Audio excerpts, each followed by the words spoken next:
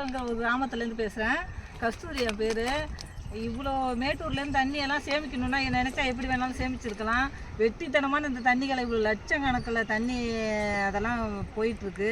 ஏன் தான் போகுதுன்னு தெரியல. தடுப்பணை கட்டணும்னு இங்கே எங்கள் ஊரில் கூட நிறைய பேர் முயற்சி பண்ணுறாங்க தான். ஆனால் அது ஏன் பண்ண மாட்றாங்கன்னு தெரியல. இவ்வளோ தண்ணியை எதுக்கு வேஸ்ட்டாக போயிட்டுருக்குன்னு தெரியல.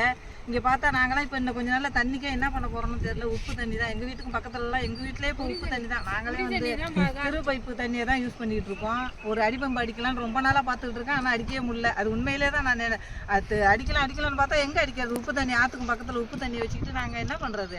ஒன்றுமே பண்ண முடியாது.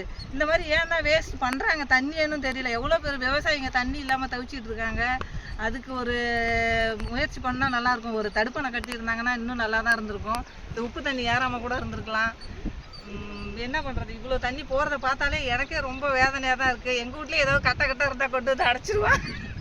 அடைக்க முடியாதே. நாங்கள் என்ன பண்ணுறது? இதெல்லாம் வந்து கவர்மெண்ட்டு தான் பார்க்கணும். இனிமேலாவது இந்த மாதிரி தண்ணியெல்லாம் வேஸ்ட் பண்ணாமல் நல்லா ஒரு விவசாயிகளை மனசில் வச்சு தண்ணியை நல்லா எவ்வளோ